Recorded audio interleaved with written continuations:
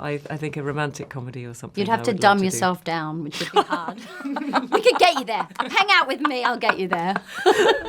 What real life skills do you guys think you have that is the closest thing to magic? Well, acting is magic, basically. We're tricking, being deceptive and convincing an audience that we are something, feeling something, experiencing something that we haven't or won't. I didn't even think of that. Would What you she agree? said. What she said. Of course. So did you feel quite prepared? I know you're not doing the magic in this film, but did you feel quite prepared, for being like, I can trick someone into thinking something? Yes, I've been doing it my whole life, since I was a kid.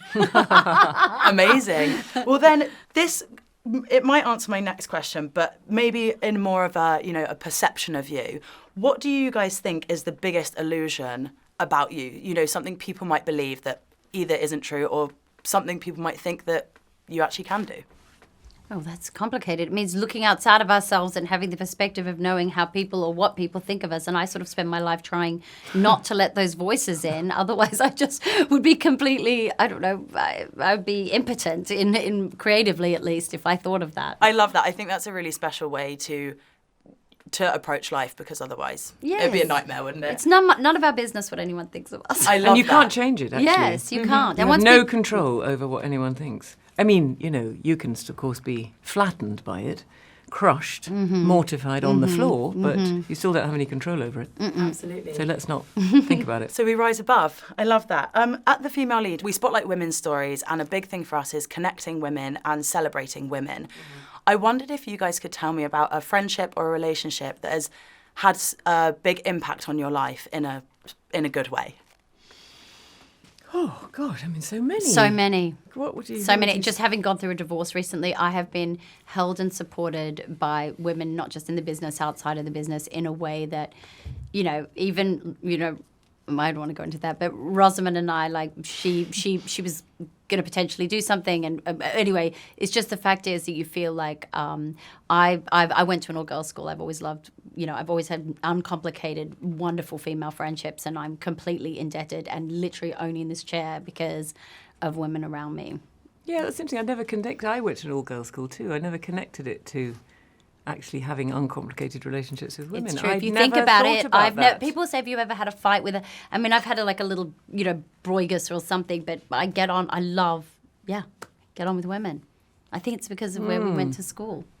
That's really interesting, because I hear horror stories of girls' school. I wonder if it's maybe when you're younger, people have these horror stories, but actually that's such an interesting way to look at it, that it gives you that as you grow up. That's really special. Thank you for sharing that. And recently, I mean, some women who've really inspired me in the last year, I've just, brief sideline, I've just done a play where I played a criminal court judge, and the female judges of the criminal court, of which there are still not equal numbers with men, opened up their worlds and their lives to me, and they are some effing amazing women.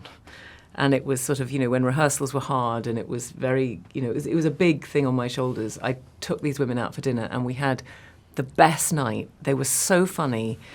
We drank so much. And I just thought, okay, whatever happens with this play, I'm doing it for you. I'm doing it to represent who these women are to a London audience. I mean, they were just, juggling motherhood, friendship, being a wife, being a lover, being a, absolute boss of the courtroom. I mean, they were awesome. What a cool story. So yeah, I think in our job, sometimes when we're playing characters, we get to encounter the people who really do the thing that we're doing. And Now You See Me, it was magicians, but you have this a way in which people who you'd never normally meet will open up their worlds to you. Yeah, how cool.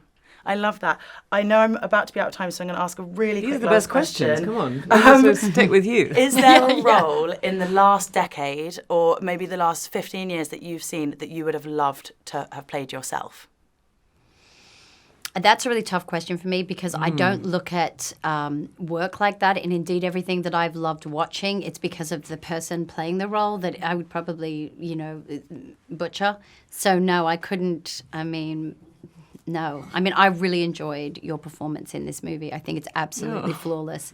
It was just so unique and original and joyful, and it brought so much light along with the darkness and the Machiavellian traits that she possesses. She's also just got this, you just like love watching her. She's got so much chemistry. But so I'm going to say that's my favorite part. I wouldn't have played it because I would never have been able to be as amazing, but I loved every second of watching her. That's awesome.